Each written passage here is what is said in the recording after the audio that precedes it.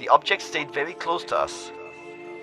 We photographed it, and our photos showed it to be 23 to 28 meters away. The photos were never released. Maurice Chatelain was a former NASA communications chief. He said, "The encounter was common knowledge at NASA. All Apollo and Gemini fighters were followed by space vehicles of extraterrestrial origin, or UFOs if you prefer to call them that. Every time it occurred, the astronauts informed Mission Control, who then ordered absolute silence. I think Walter Scherer aboard Mercury 8 was the first astronaut to use the code name Santa Claus to indicate the presence of UFOs. But it was James Lovell on board the Apollo 8 command module who came out from behind the moon and said for everybody to hear, 'Please be informed that there is a Santa Claus.'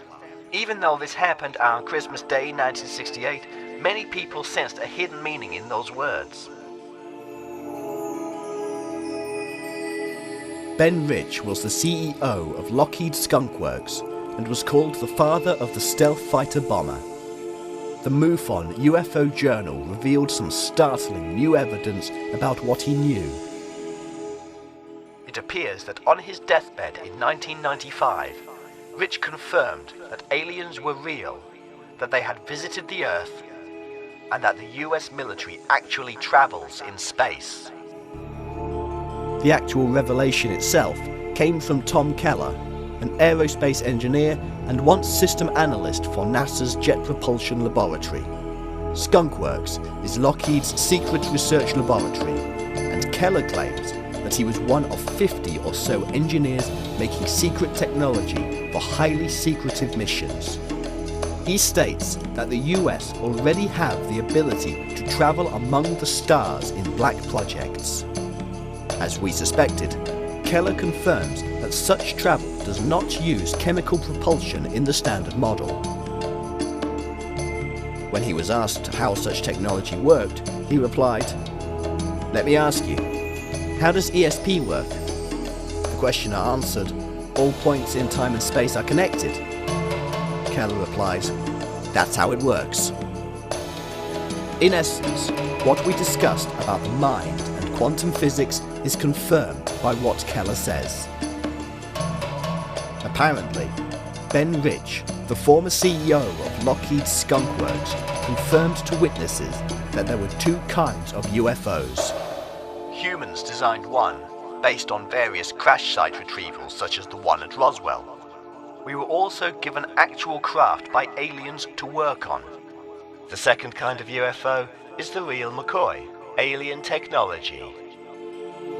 He claimed that the US government handed over control of the information about this human and alien cooperation to an international board of directors. Ben Rich believed that it was not in the public interest to know about such things. "We couldn't handle the truth," he said. Don Phillips was in the US Air Force and worked at Skunk Works. He has since come out with revelations about UFOs. He said the UFOs were huge, would come to a stop and do 60-degree turns and immediately reverse action. These are statements that thousands of UFO eyewitnesses around the world will recognize today, and it is the kind of movement impossible for known human craft. What was it that Neil Armstrong and others saw on the moon all those years ago? And why does NASA refuse to explain statements like this from Neil Armstrong as the Apollo landed on the surface of the moon? "They're here. They are right over there, and looking at the size of those ships, it is obvious they don't like us being here."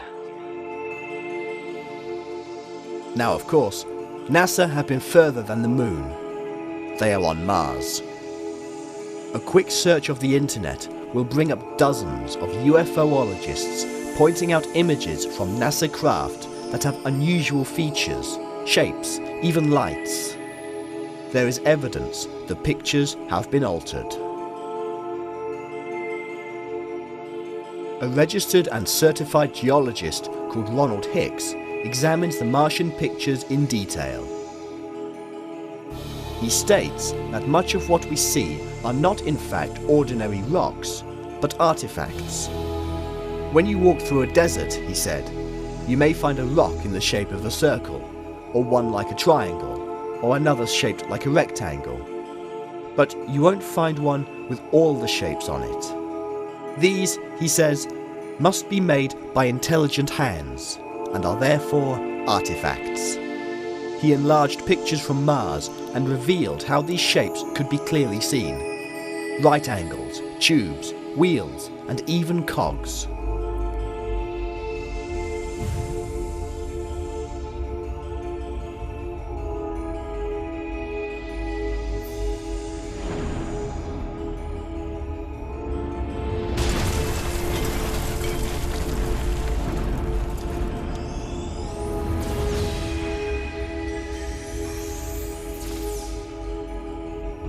Phobos is a moon of Mars and has been studied and photographed. One image made everybody sit up, including the scientists. Dr. Fred Singer used to advise Eisenhower on space developments. He studied the pictures and he suggested that Phobos, instead of being a natural moon, might in fact be an artificially created satellite. From the artifacts on Mars and this new image, it is easy to draw a conclusion that there was once an ancient civilization on that remote planet. Singer wasn't alone. The Russian astrophysicist Shklovsky also stated that Phobos was probably a hollow, artificial satellite, and for him proved that Mars had once been occupied. His reason for this? An extensive study of the orbit of Phobos around Mars proved that it was not an ordinary object. The evidence stacks up. The once chief of applied mathematics at NASA, Raymond H. Wilson Jr., stated that Phobos might in fact be a colossal base orbiting Mars. What was in the pictures of Phobos? A monolith on such a vast scale that it can be seen from space.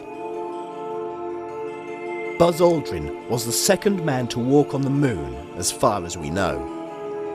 When speaking on a US cable TV show, he said that we ought to visit the moons of Mars because of the monolith.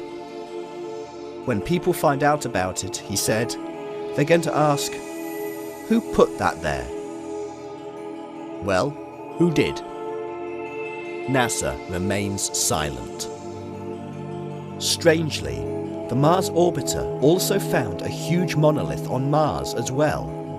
So, we have astronauts saying they have seen flying ships, lights, and strange buildings on the moon. We have craft that have crashed and been spirited away by military personnel. We have sudden spikes in the rise of technology following thousands of years of relative similarity. We have huge monoliths, strange shapes, and artifacts on Mars and its moon. And all the time, we have silence from NASA. Well, not quite all of NASA.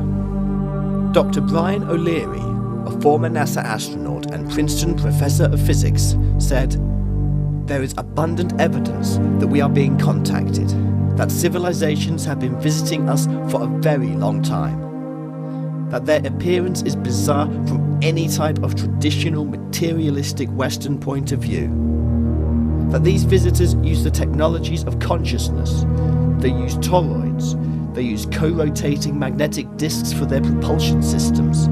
That seems to be common denominator of the UFO phenomenon. And not just ex-NASA employees. Here's what the former Canadian Defence Minister, Paul Hellyer, said. Decades ago, visitors from other planets warned us about the direction we were heading and offered to help. Instead, some of us interpreted their visits as a threat and decided to shoot first and ask questions after. It is ironic that the US should be fighting monstrously expensive wars, allegedly to bring democracy to those countries, when it itself can no longer claim to be called a democracy, when trillions, and I mean thousands of billions of dollars, have been spent on black projects which both Congress and the Commander-in-Chief have been kept deliberately in the dark.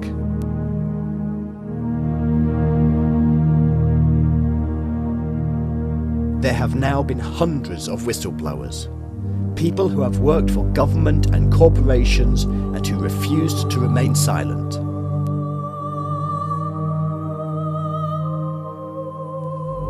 Most of these people are not crazy fools.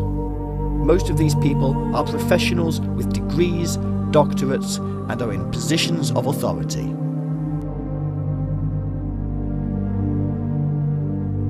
These are people who were once astronauts, fighter pilots, scientists, engineers, and even intelligence officers.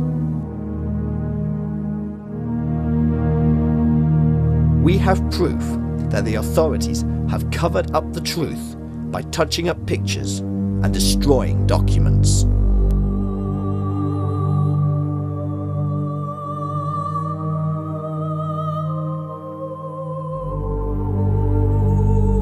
Around the world, ordinary people are photographing, filming, and sighting strange craft and lights, and have been doing so for decades.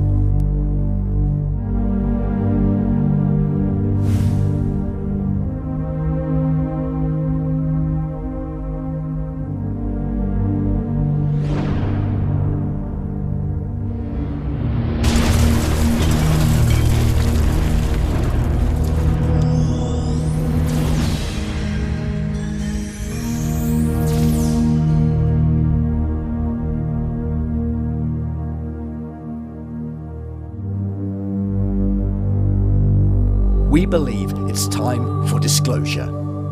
Stop treating us like fools. Stop talking about little green men and belittling the search for life out there. We're big grown-ups now, and we are more than ready to meet their leaders.